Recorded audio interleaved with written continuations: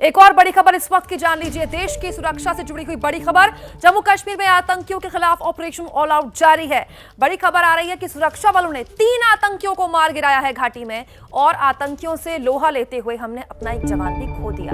बड़गाम और शोपिया 2 जगहों पर एनकाउंटर हुआ है। शोपिया में 3 आतंकी मारे गए हैं। मारे गए आतंकियों से हथियार, गोला बारूद बरामद हुआ है। अभी भी सर्च ऑपरेशन जारी है। बड़गांव में भी आतंकियों से मुठभेड़ हुई। इस मुठभेड़ में जम्मू कश्मीर पुलिस के एक एसपीओ शहीद हो गए, एक जख्मी है। बड़ी जानकारी आपको दे रहे हैं, सुबह से पल पल की जानकारी।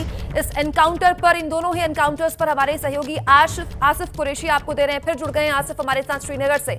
आसिफ, बड़ी कामयाबी तो मिली, लेकिन एक क्षति भी हुई हमें।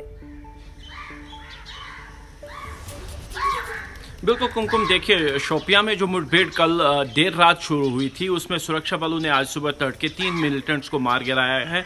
इनके बारे में बताया जा रहा है कि तीनों का ताल्लुक लश्कर तैयबा से है और इनके कब्जे से 2 AK-47 और एक पिस्टल बरामद कर लिया गया है।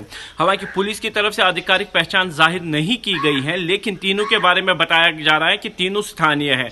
जबकि मध्य कश्मीर के बड़गाम के बीरवा में जो तकरीबन 2 बजे रात से मुठभेड़ शुरू हुई थी, उसमें जम्मू कश्मीर पुलिस के 2 जवान मिलिटेंट्स की फायरिंग में जख्मी हुए थे, जिनमें से एक कांस्टेबल अल्ताफ की बाद में अस्पताल में मृत्यु हो गई, जबकि एक और कांस्टेबल जिसकी पहचान मंजूर के तौर पर की गई है, उसका उपचार सेना के 92 बेस हॉस्पिटल में चल रहा है। पुलिस का यहाँ पे ये कहना है कि मिलिटेंट्स ने फायरिंग करते हुए उस घर से बाहर निकले थे जिसमें वो छुपे हुए थे और आसपास के इलाके में फैल गए, और माना यही जा रहा है कि हो सकता है कि वो फायरिंग का फायदा उठाकर मिलिटेंट भागने में कामयाब रहे हो। लेकिन इस पूरे इलाके की भी घेराबंदी कर दी गई है और यहाँ पे अभी भी तलाशी अभियान चल रहा है।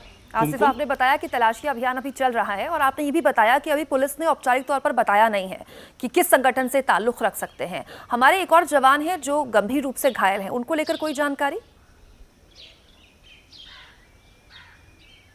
देखिए, पुलिस की तरफ से जो जानकारी दी गई है उसमें कहा गया कि मिलिटेंट्स ने ताबड़तोड़ फायरिंग करते हुए कॉर्डन तोड़ने की कोशिश की थी, जिसमें दोनों जवानों को काफी गंभीर चोटें आई थी, जिसमें एक जवान की उस अस्पताल में मृत्यु हो गई, जबकि दूसरे का उपचार श्रीनगर स्थित सेना के 92 बेस हॉस्पिटल में चल रहा है, जहां पे उसकी हालत गंभीर बनी हुई है।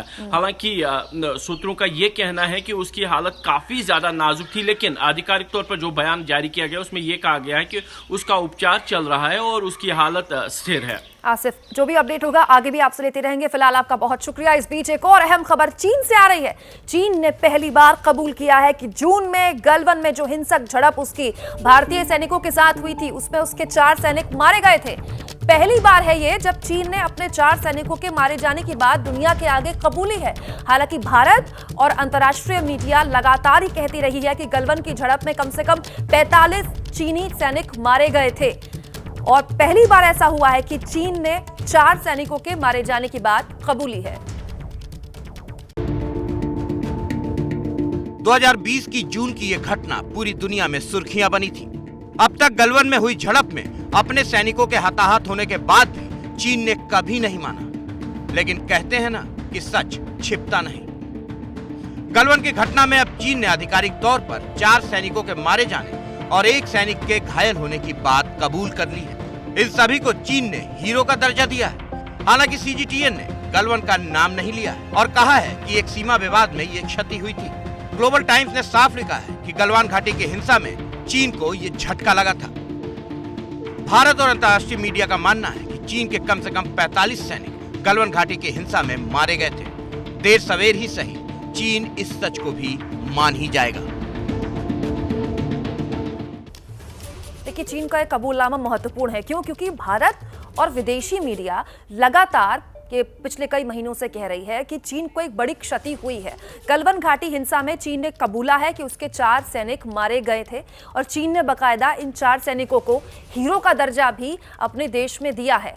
मारे गए सैनिकों को चीन हीरो मानता है, लेकिन बड़ी बात यह है, महत्वपूर्ण बात यह है कि चीन कम से कम ये कबूल रहा है कि 4 सैनिकों की क्षति उसको हुई है। लेकिन क्या ये क्षति 4 सैनिकों तक ही है या फिर संख्या ज्यादा है? क्योंकि लगातार न सिर्फ भारतीय बल्कि विदेशी मीडिया इस बात को दोहरा रहा है कि ये संख्या काफी ज्यादा है।